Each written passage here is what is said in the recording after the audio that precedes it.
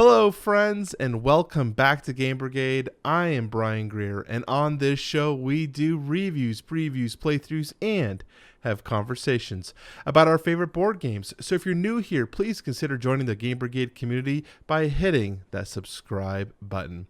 Today on the show, we are doing one of our normal series where we go back 1 month and we take a look at the games that I backed or did not back on Kickstarter. This has kind of evolved in times where we actually will add late pledges or talk about games that I was interested in or didn't back. So originally it started off as just games I backed, and I really liked the transition that we've kind of taken to with this series. So without further ado, let's go ahead and transfer over to the first game, which is obviously Aeon's End Legacy of Gravehold, as you can see on the screen now. So Aeon's End Legacy of Gravehold was a game that I covered on the channel, and I wasn't totally sure if I was wanting to back in on the Kickstarter level. I mentioned that every time there's a Kickstarter for Aeon's End, I'm always right there, but decide to hold off. And I had so many patrons. I had patrons, Discord members, as well as other content creators tell me that I need to really get on this, especially if I'm a deck builder fan. It's one that I'm going to love, and it's probably going to be in my collection for quite a while. So I decided to go in on it and checked around my local stores, seeing kind of what the prices were for some of the other Aeon's End, and I actually decided to pick up more of the games from the Kickstarter, as well as the playmat and some of the promos that they offered. So Aeon's End Legacy of Gravehold was the first game that I backed this month. Zombicide Undead or Alive was one that I had covered in last month's episode. There's actually maybe two here that I might have covered in last week's episode or last month's episode. Zombicide was one that I was at the time not backing, but I wasn't sure. There was about 10 days left, and I ended up backing this game, mostly because I don't have a Zombicide. There is a lot of content in this that I think is going to hold its value, and if I don't want it, I think I can turn this around and get my money back fairly easily. Plus, I really want to play a Zombicide. It's been like 12 years since I played a Zombicide game, so I was like, you know what? Let's dive in and see what we got here. So, plus, I kind of like the Western theme. I think it's cool. I like what they have here.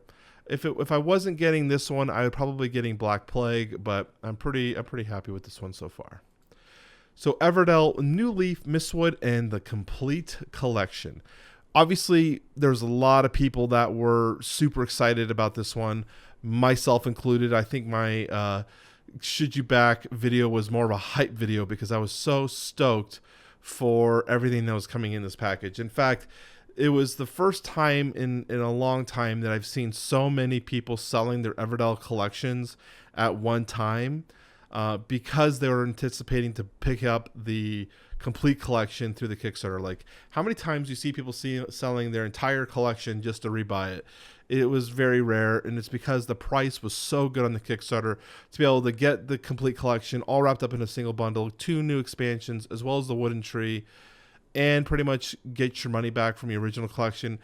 Very, very hard to find something as close as that. So I went on this. I'm one of those people. I haven't sold my Everdell collection as of right now because I am still working on creating content for Everdell. I'd like to get a review out for what is currently available in retail, and then I'll probably move it on at that point.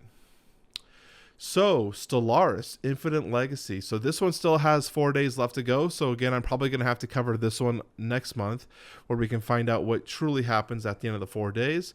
But as of right now, I am still holding with my diamond hands, trying to see what's going to go on. I was an early bird backer, plus I've got the promo from the email thing, whatever. So I'm trying to just see what is going to happen with this game.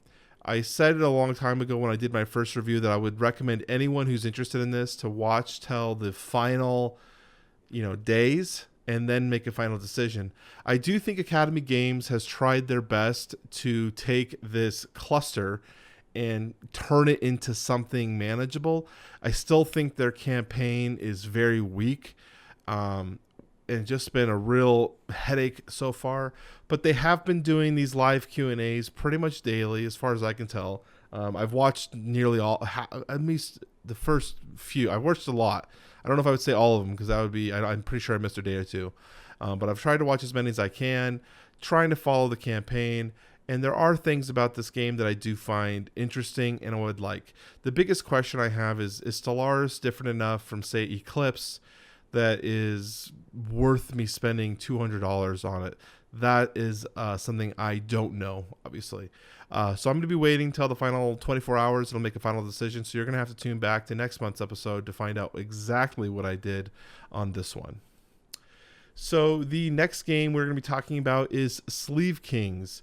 Actually, this is not a game. Sleeve Kings is a premium sleeve that you can buy in bulk. I have missed on every single Kickstarter because I generally go to my LGS and pick up sleeves whenever I need them.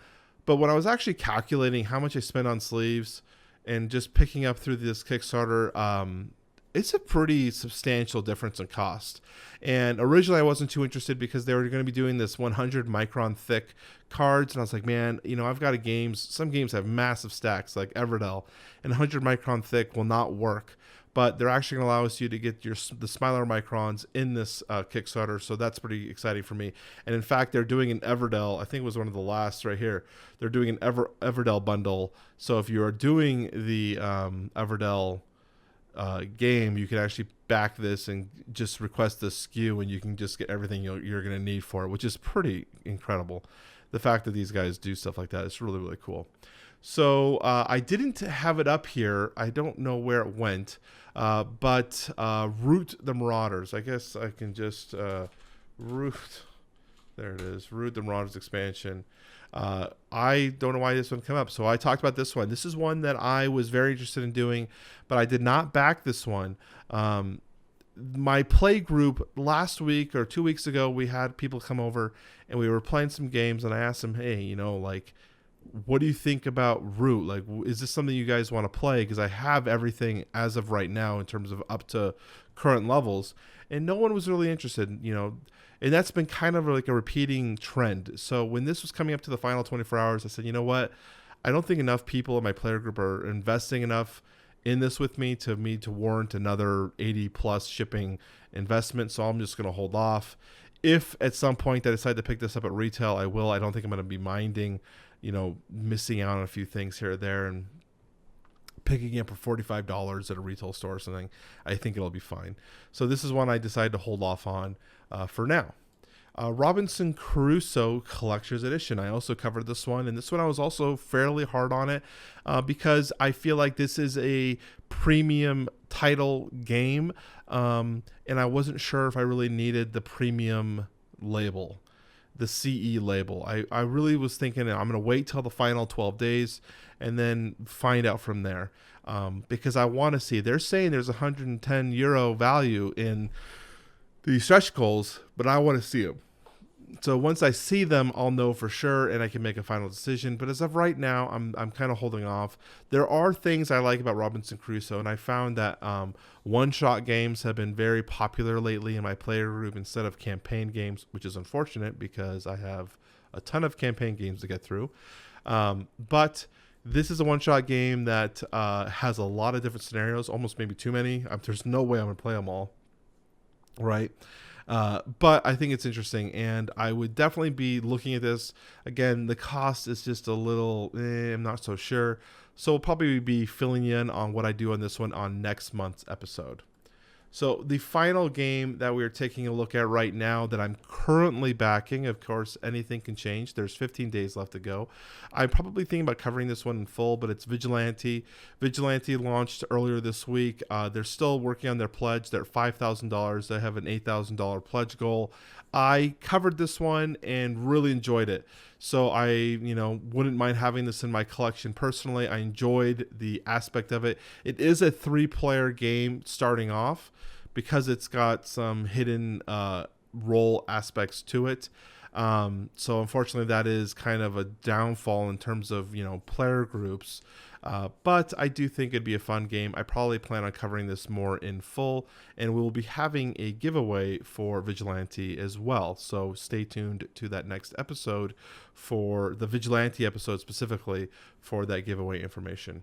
So that wraps up everything that I had for the Kickstarter callback. I appreciate you guys staying till the end and enjoying this and watching it with me. I want to know, what did you guys back this month? This was a pretty big month, I feel like, especially the first half of February was like, or not February, March was really filled with big titles for us to look at, and it's kind of petered off till the end here. So I'm kind of curious what other people backed and where you're at. So leave me a comment down below letting me know exactly what you guys did. I'd love to hear it. If you really want to support the channel and you enjoyed what you saw here, don't forget to hit that subscribe button and turn that like button blue.